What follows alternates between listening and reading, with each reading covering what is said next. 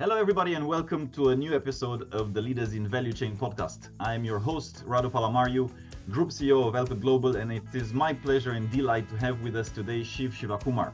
Shiv is quite a personality known to many people in Asia Pacific. He's had an illustrious career, a couple of headlights that I want to emphasize. So he's currently with Advent International as one of their operating partners globally. As you know, Advent International is one of the best PE firms. Before that, he was Group CEO of Aditya Birla Group, which is a conglomerate, one of the largest in India with multiple businesses. Before Aditya, he was the CEO and chairperson of PepsiCo in India, and then subsequently he also took over a number of franchise businesses across Bangladesh, Nepal, Bhutan, Sri Lanka, and Maldives. And before Pepsi, he was with Nokia. He started as managing director India, then was promoted to take over Middle East and Africa as well. He basically took India from number 71 at the time to number 1 in India. He was instrumental to the growth of the brand into one of the most trusted brands in India and in Asia, really. So many thanks for joining us, Shiv. A delight to have you with us today. Welcome. My pleasure, Radu, to do this. For the brief time that I met all of you in Singapore at the Alcott Global Annual Conference, I was deeply impressed by the kind of work you people do. And it was really stimulating to have that conversation over breakfast. So I enjoyed that. So it's my pleasure to be here. And I've read some parts of your book. Okay. I will be summarizing it in a few days. It's a lovely book.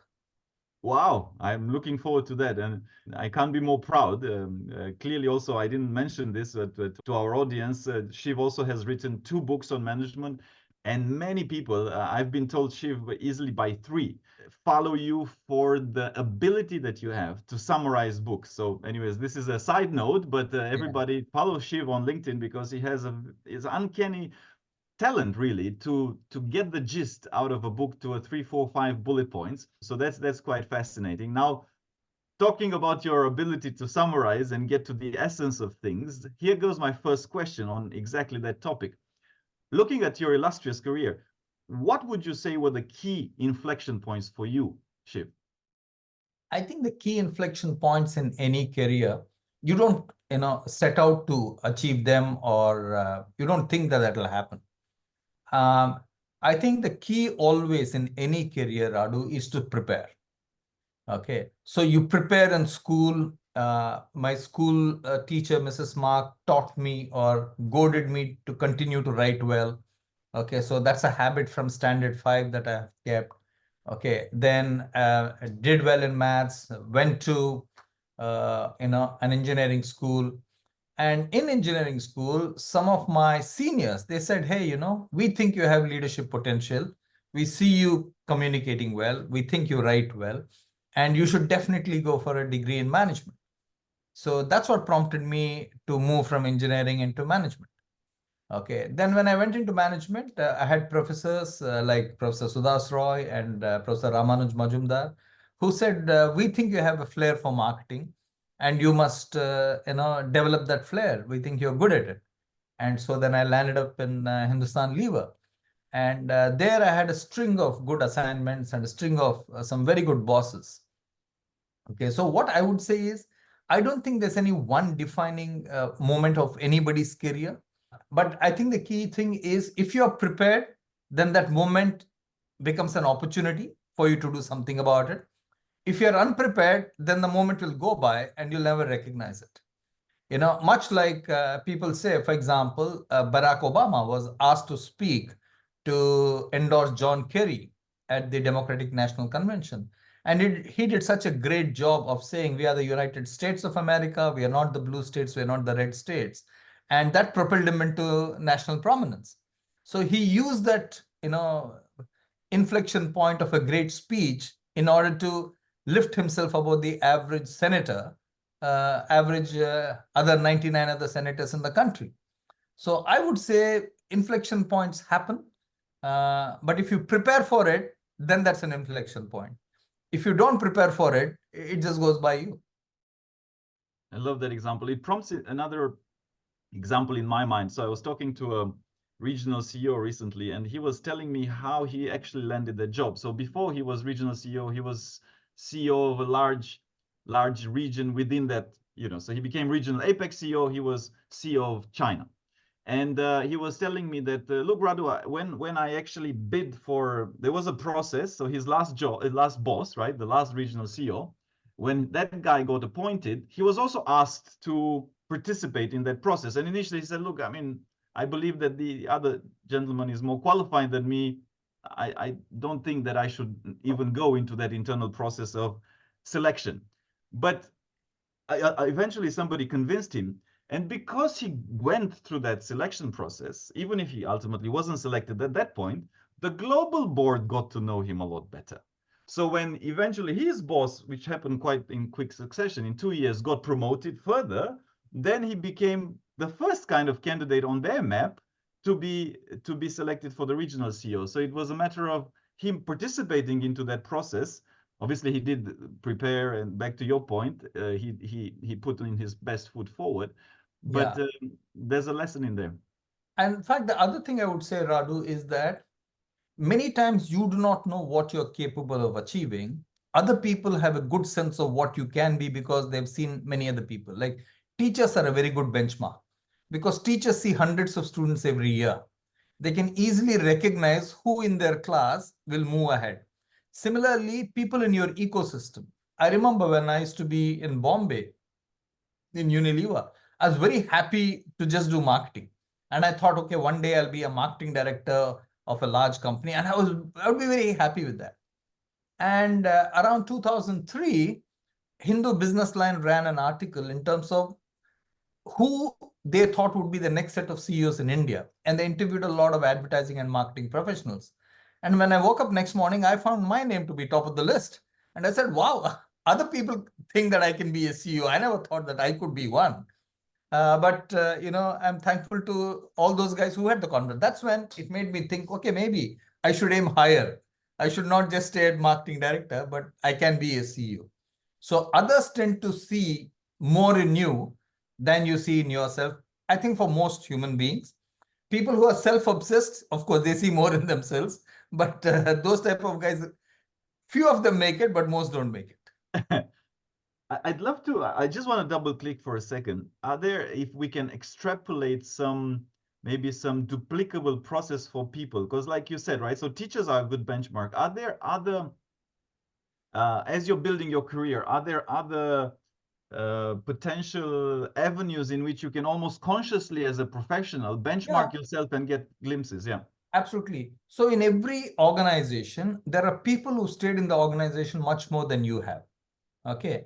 And they have seen lots of managers. I'll give you another benchmark for me. And that was a union leader called K. Govindraj in Chennai in Unilever. Okay. My boss asked me to speak about the soft drink industry because we are in soft drinks at that point of time in a town hall in the branch. It was a 15-minute speech. Okay. And I did it. I analyzed the soft drink industry, who buys the cap, who buys the bottle, who buys the Tetra Pak, and all that, and presented it. So this guy who had been the union leader for about 30, 40 years, okay, he had seen many people. At the end of that session, he told my salesmen who are also unionized, he told them, this guy will be a future VP, I'm telling you. So because he had seen lots and lots of, branch managers and senior managers, he was another reference point. So I believe teachers are one, the rank and file of an organization, because they've seen a number of managers. And if somebody has spent 30 years in an organization, he's seen many people. Union leaders are the other one. Ecosystem partners, your distributors. In a market like India, distributors are very important. So they see many area sales managers. They see many regional managers. They're able to make out the difference between somebody who is committed to them and their growth vis-a-vis committed to the manager's growth itself. So they're able to sift it. So there are many people like that who can actually, measure it for you. I saw recently, the Olympics are over, yeah? And I saw, it stopped me in my track, a post on LinkedIn, a guy that was asking, how do people that get really good at stuff, right? I mean, whatever it is, you throw something the furthest or you jump over, how do they figure out that they're very good at that? Because it does take a lot of practice to be extremely good and get the gold medal. And a lot of us have talents, but you may or may not realize it. And that's where, again, the benchmarking and somebody telling you, hey, do you realize that you're very good at this? Because a lot of us don't. Like Yeah, you don't even naturally realize it. absolutely that. So many times that's very true, Rado. Talent is useless if talent does not have application. The world and the sports world and the business world is full of people who are talented. Talent is not to be measured either by marks or by promotions. Like, for example, somebody would post on his LinkedIn, and I got 2 out of 10 promotions. I was the youngest. So what? Okay. Did you leave a legacy which is a positive legacy? So there are thousands of people who are talented, but not all of them make it. Because talent alone without application is not good enough. Yes. Yes. And I want to chip in just from the angle for a second, my day-to-day work angle as a headhunter. And I didn't consider this myself until a candidate 3 years ago. And that candidate is very high on my list, and I believe he will be a CEO, right? So one of these super, super potential type of candidates. You know what he asked me, Shiv, and he kind of stopped me in my track. He's like, Radu, you see a lot of people. How would you benchmark me against them? So I talk about the whole industry, right? I don't talk about my company. I talk about the whole industry. And what do I need to do to be the next CEO of a $20 billion company? And I was like, wow, that's a bloody damn good question to ask. Nobody else has asked me that, to be honest. He was the only one, I still remember. But it makes a lot of sense because if you talk to a headhunter, not necessarily us, right? But they do see a lot of Absolutely different right. You are people. a very good candidate for that. You see hundreds of people, and you can make out a good CEO material from anybody else. Absolutely correct. So, in a sense, headhunters, institution builders, union leaders, people who've been there in the company for a long time, school teachers, college teachers, they see an assembly line, and you're able to sift out who in that assembly line is good and who is a lemon. Yes, yes, love that. Yes. Um, I saw, talking about books and summaries, I saw that the last one that you posted was "Culture is the Way," and then you gave some gist of the book, and you gave some very specific, including the fact that look, free pizza and this and that does not make a culture. A culture is how do people behave in a meeting? How do you when you walk the shop floor? What do you see? Are they feeling safe? I want to talk to you in a very practical manner, right? In terms of how do you actually build a culture? Because you've done it successful culture, right? You've done it. You've built organizations at massive scale. Any principles that you were always consciously applying? Yeah, the first thing about a culture is every organization has a culture. Some could be intentional, some is not intentional. Okay. So the intentional part is when you consciously drive the whole organization through messaging, through communication, through a set of goals, etc., to say this is what we will be. Every organization has values, everybody puts, and standard. And most organizations don't follow the values. They just talk about it. Okay. And tell me which organization says or will not say that we have high integrity, we are customer focused. Okay. Everybody says that we value collaboration, but 99% don't do it. And that's where you need to understand where culture comes in, because behavior against the values is more important than having the values. So in Nokia, for instance, we would have a very clear set of things saying this behavior matches this value. If you do this, it is not. For example, being open does not mean being critical all the time. Being open also means being able to listen, as an example. Okay. And in that organization, Nokia, 50% of a senior manager's incentive was dependent on his behavior against the values, and 50% was on the results. So the softer side had half the marks. And my boss could speak to anybody who interacted with me in the year to say, hey, Radu, you interacted with Shiv. What do you think about Shiv's behavior on these values? And that was blind. You didn't know whom he was going to talk to or she was going to talk to. Okay. So I think when you look at culture, there are simple markers as a leader. The first thing is, are people willing to tell you the truth?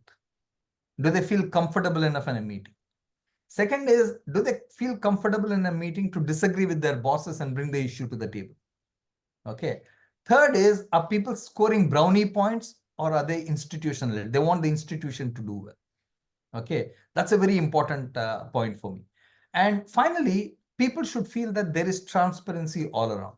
So one of the things I used to do in every single organization was my MBOs at the beginning of the year and every quarter, I would share it liberally with everybody saying, these are my objectives.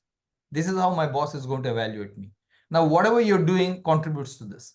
Because many times in organizations, Radu, people feel that the boss is carrying a lighter target than what they are carrying. Okay. The moment you put everything out there and in a transparent manner, then people say, hey, this is worth doing. And quite often, leaders do not recognize the power of transparency. The more transparent you are, the more you get. And finally, culture cannot happen if you do not coach your people regularly. You have to use every opportunity of interaction with them to coach them. Because when you are the CEO, remember, sometimes people will get 5 minutes of your time in a month. Sometimes they might get 10 minutes of your time in 6 months. Okay. Yeah.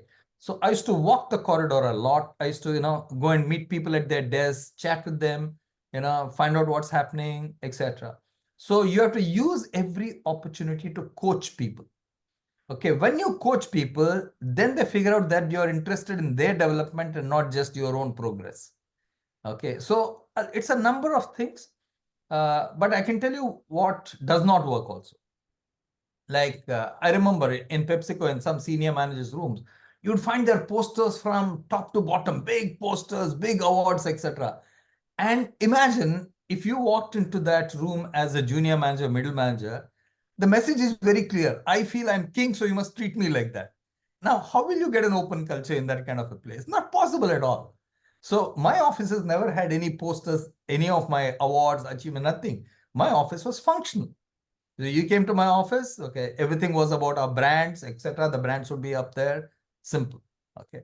Next, in some offices, you'll find people saying, hey, Shiv, you say this to the boss, I cannot say it. What does that tell you?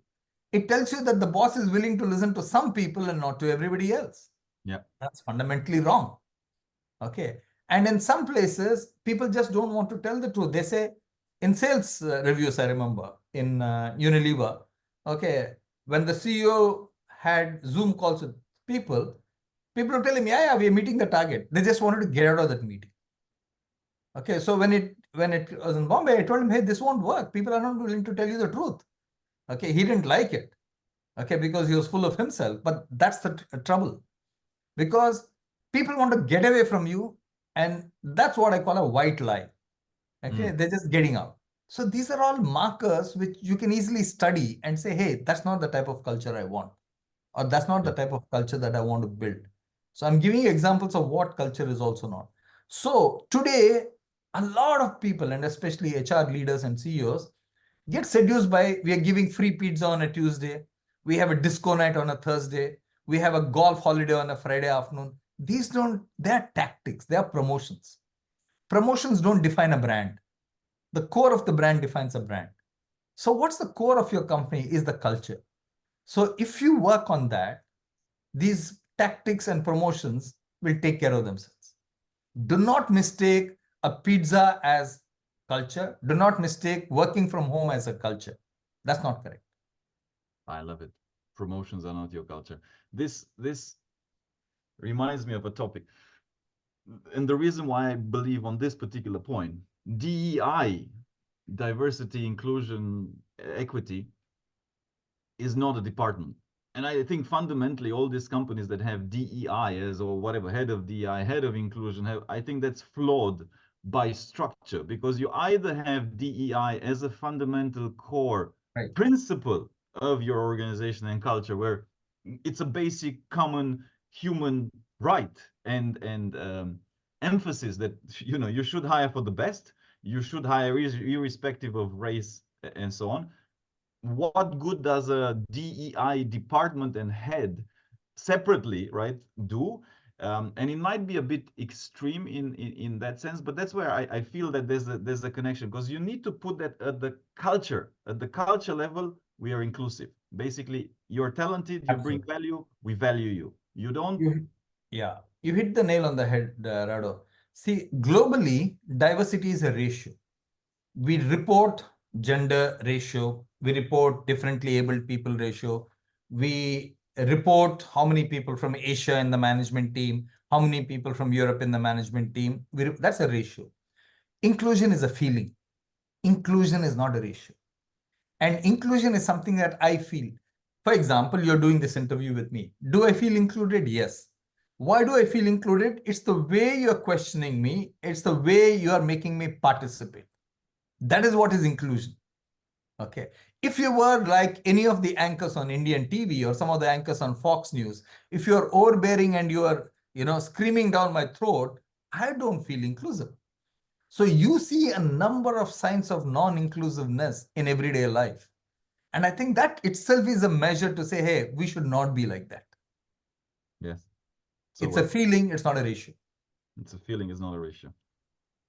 Now, on the topic of supply chain, and you've run, for all the people listening, from a supply chain operations angle, and there's many of them, you've ran some super successful organizations. When you came and joined us for the Singapore event, you shared some of the principles in how supply chain has helped you. Maybe to reiterate from a CEO perspective, maybe some of the ways in which you always used or you mostly utilize supply chain as a key strategic advantage in your organizations. Yeah. So as I mentioned there, I want to go back. Two of the big buzzwords of today's organizations, and lots of consultants are making a lot of money on this. They say an organization needs to be agile and an organization needs to be resilient. Two words which everybody uses. Okay. Agility and resilience. Now, agility you never get in an organization top down. You get an agility in an organization when it is horizontally collaborating. Now, ask yourself, which is the function which horizontally links everything? That is supply chain. It's not sales. It's not marketing. It can be supply chain. It can be bookkeeping, because bookkeeping also links everything. Yes. What moves the product and the raw material from where it is to a finished product in the hands of the consumer is supply chain. So show me an organization which is not agile, and I'll show you a supply chain which is not agile. So every agile organization has an agile supply chain. They've figured out what to do. Okay. Similarly, resilience. Resilience is the backbone of an organization. It is simply, if I fall, I will get up and participate again tomorrow. So if an organization wants to be resilient, it needs to have a resilient supply chain. Resilient supply chain means all the ecosystem partners, every single partner, every single manufacturer, every single outsourced partner, everybody works in tandem to deliver for you. So both are absolutely important, and great organizations have great supply chains, and poor organizations have poor supply chains. So what is a poor supply chain? A poor supply chain is one when you're stocked up too much or you're stocked down too low. Both ends of the spectrum are bad. Okay. Now, a poor supply chain is one when you're leaving money at the table. Yeah. Okay. When your revenue management is not good enough because you're not sure when things will happen. A poor supply chain is one when OTIF is not working for you on time and full. Okay. And you make fancy adjustments to report better results. Okay. A poor supply chain is one where there's no transparency. So blockchain, I believe, will have one of the biggest differences for supply chain globally, because that's a ledger, a digital ledger, which everybody can see right through the chain.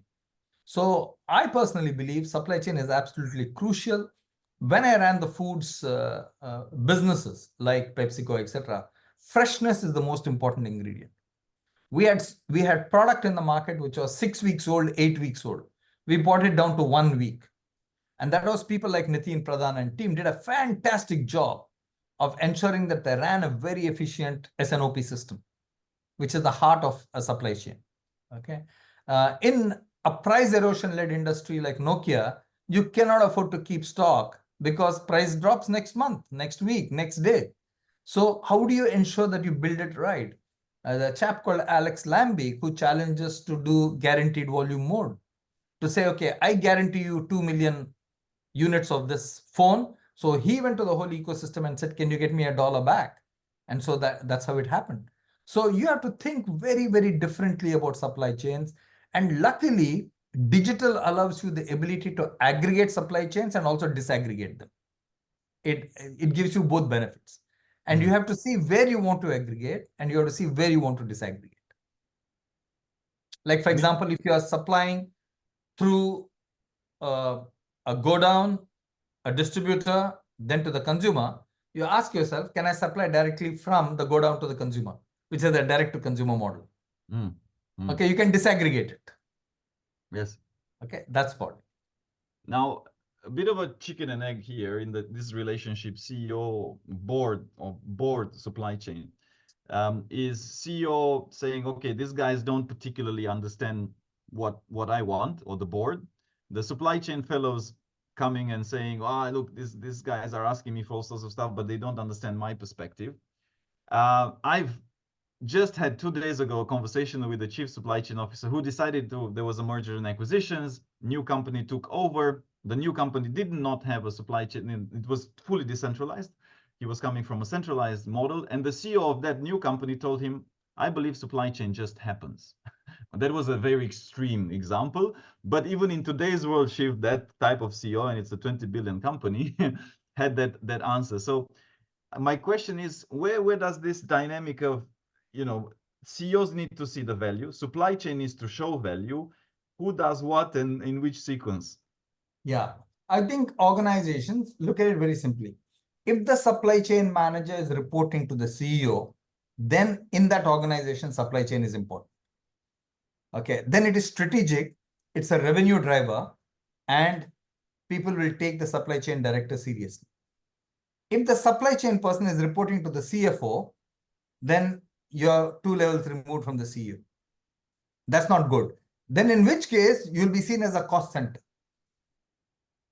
Okay, so I would say it's extremely important for supply chain people to quantify the benefits that they can deliver. For example, all companies have what we call source, make, move, sell.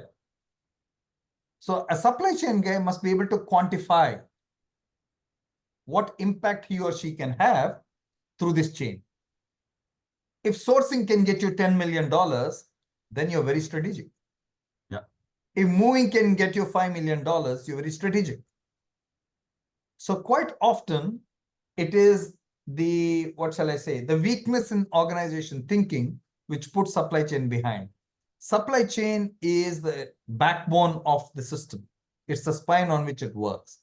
If a CEO recognizes it, he'll use it very, very well. And also to put also the responsibility on supply chain, because I also talk to a lot of leaders, and the common, for more the passive aggressive ones, right? Let's say managers in supply chains, like, oh, they don't understand me, they don't listen to me, they don't get it, they don't get that supply chain is complex. My usual challenge to them, and I try to put a mirror in their face as well, it's like, but it's on you to get them to understand, to make your point, to show value in a way that they understand, speak their language, show value, like you said. So it's not a zero-sum game. Yeah, it's always two sides. Sure, there's going to be CEOs like the one that I just mentioned, which are unlikely to change his mind, but most are influenceable. Yeah, I would say supply chain has the tendency in many organizations to be the jam in between the sandwich, in between the two slices of bread. Why do I say that? On the one hand, finance wants the minimum inventory. The other side of the bread is sales. They want maximum inventory. Okay, so you're constantly squeezed between opposing objectives. And that's why supply chain must recognize that while they are the jam, they should not be squeezed. And that's, I think, a very important aspect of being a good supply chain manager, to constantly show value for the jam. That's an amazing metaphor. I'm gonna remember that, Shiv. Never quite heard it this way. Love it. On the topic of switching sides a little bit, on the topic of why India should build global brands, you did a piece recently. India is clearly a maybe booming economy is slightly oversaying it, but clearly very good progress. Last 10 years have been marked by significant improvements. let's get to also the reason behind how the next 10 years and why this building global brands is key to the Indian economy. Yeah. So if you look at it, India today is about $3.5 trillion as an economy, in a global economy of 102 to 105. So we're about 3% of the global economy, which is significant. We are the fifth largest economy in the world. So if you take the top 100 brands globally by brand value, let's take we should have three of them, very simply put. Okay. We don't have three. We have only one in the top 100 list, according to Brand Finance. 51 brands in the top 100 list are from America. 17 are from China. 3 from France. 6 each from Germany and Japan, etc. Now, Joseph Nye, who was the Assistant Secretary of Defense in America, he coined this expression called soft power in the 1980s. He said, and which is what the French recognized many, many years ago, and that's why they established the Alliance franchises. And Germany did the Max Muller-Bowens later on, etc., which was that a country needs soft power for people to feel attracted towards that country and its philosophy and ideology. Okay. So brands are a very good example of that. Okay. So today's brands are about technology. Okay. And people feel attracted by that, and they feel that this country is a great country because it has this technology, it has these brands, etc. So India, for years, we have been a trading economy. And a lot of the Indian entrepreneurs have made money by trading, by arbitrage. So we've never really focused on creating brand and value. The second part of the Indian journey or economy has been import substitution. Okay, we used to import a lot of stuff. Can we substitute that? Can we do something cheaper? And hence, let's do that. So that was the second philosophy. The third philosophy was, can we make our brands affordable to a number of people? So the sachetization, especially in consumer products, or thinking about it in small format. These have been, by and large, the thinking behind the way Indian brands have been built or Indian leaders have looked at it. But today, on the global stage, you need to think design. You need to think sensory experience. You need to think multicultural. Now, those are the markers which I argue in that article that we need to do. So you need manufacturing excellence and scale, lowest per unit cost. You need innovation. You need insight. Okay, you need a huge ability to for craftsmanship in a luxury market. So those are the kind of things I argue that India is poised right to actually capture in a future world. And hence, I argue that India will build more global brands. And there are many platforms on which we can do it. Yoga is a great platform, for instance. Digital payments is another great platform for us to do something about it. Okay. Designer brands, jewelry brands, etc., is another great platform. One of the airlines in India called Indigo is going global. Okay, they can be a great global brand if they play their cards right. So I argue the Bajaj motorcycles is a great brand globally. Royal Enfield is a great brand globally. Okay, so I argue that there are a number of these brands which are coming through, and if they were to do some simple things right, they will be future powerhouses. And one that I would have thought that they would get much bigger than perhaps they did. And I love the brand Himalaya, the products and the Ayurvedic basis of a lot of the product. I think it's and I remember when I was traveling through India, I was using a lot of the product, and it's so good. I think there's so much potential in that brand that is untapped. Great point. Ayurveda is a platform which India can own, much like Chinese medicine is a platform which a number of Chinese own. Like, for example, where you come from, Singapore, Tiger Balm is one of the best-selling products. Okay, and it sells across the world, not just in Malaysia or in Singapore. So I think we have a brand called Himalaya. You're absolutely right. Then there's another brand called Forest Essentials. Okay, but they need to think of a global audience. Okay, Forest Essentials has become, in my book, a copy of Body Shop. I believe they can be bigger than that. Yeah, they should. And Body Shop is yeah, they used to be, again, what a brand. And I remember when I was a student, Body Shop was the Anita Roddick. Yeah, what a philosophy. Yeah. Amazing. And animal testing, etc. All that. Fantastic. And it just spiraled somehow. I mean, back to leadership, right? You kind of get a few things wrong. You get your culture. You confuse promotion for the core of your culture, and then that's it. another question on now, this time on the PE front. And we've seen yesterday was announced, yeah, Mars acquiring Kellanova. How do you see the PE environment from a deal making in the next 12 to 24 months? Do you think there's going to be a bit more of these deals happening? Not necessarily at the scale of Mars and Kellanova, and obviously there's not PE driven, but how do you see the overall environment moving 12 to 24 months down the line? I would say the fundamental philosophy of any PE organization globally is that we can take an asset, we can bring capability to bear on it, the best-in-class capability, and we can improve that company and its ratios and measures compared to what it's in the past, and hence create value for ourselves, create value for the consumer, and create value, more important, for the people who are running the business. So creating value is at the heart of any PE model. And in order to do that, you need an outstanding CEO, you need an outstanding CFO who understand that as true owners, because they need to feel that I'm the owner of the business. Though I report to a PE board, I'm the owner of this business, and what I do or don't do impacts it. And that's not easy.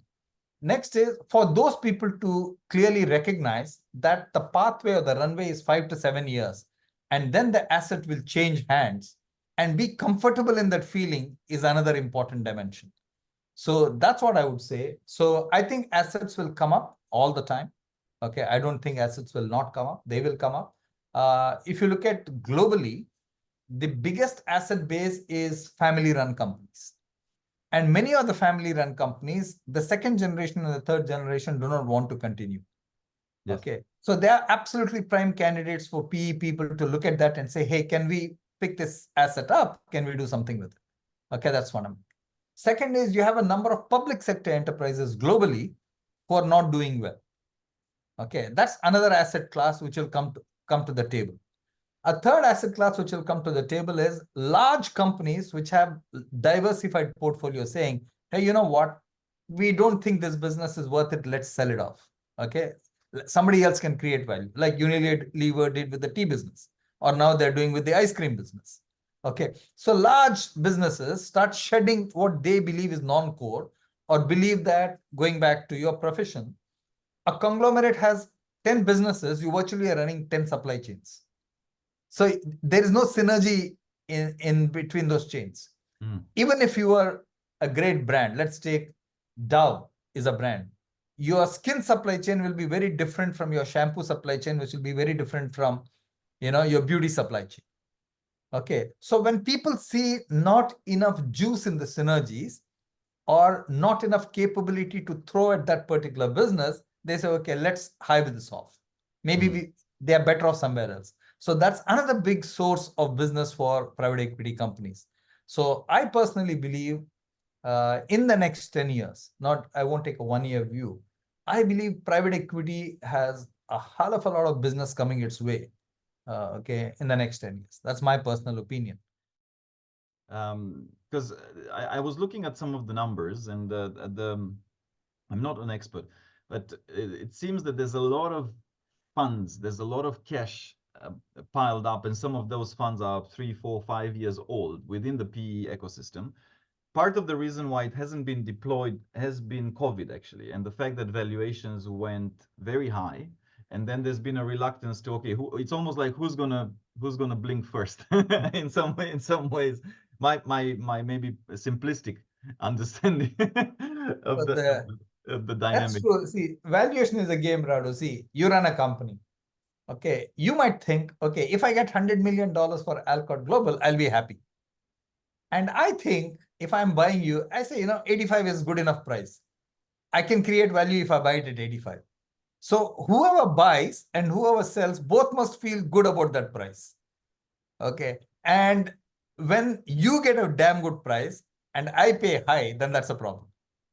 When you get a low price and I'm able to gain as a result of that, that's also a problem. Okay, so that equilibrium is difficult. It's not easy. It's not. It's not. Final question from my side, Shiv.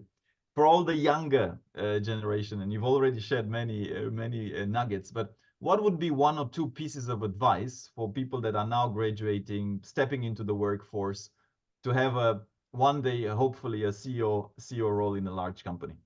Yeah. First thing I would say is whatever you do, work hard. Whatever you do. But it's become fashionable for people to moan and groan about the company, the boss, this, that, etc. If you're a young manager, your basic job is to execute, nothing else. Please don't give your boss strategy. Please don't give your boss business model outlook. Forget all that. You execute brilliantly. That's your job as a junior manager, number one. Number two, learn as much as you can. Learn as much as you can. Okay. Number three, your performance is irrespective of the boss you have. You should isolate yourself from the effects of your boss in order to perform. Okay. Fourth, give that company 3 to 4 years time. Don't leave after 6 months. Give them 3 years time. If you believe they're valuing you after 3-4 years, then you stay there. If you believe they're not valuing you, by all means leave and find the place where you believe your learning will be good and they'll value you. But whatever you do, don't moan and groan. Whatever you do, don't turn cynical. And whatever you do, don't stop learning. This is what I tell young people. You have a runway which is 40, 50 years ahead of you. Don't let your bosses or the company determine your value. You determine it yourself. That would be my strong advice to all the young people. And they're very bright people. They're a very articulate generation. They're a very tech-savvy generation. They're a very gender-neutral and inclusive generation. They have so many good things going for them.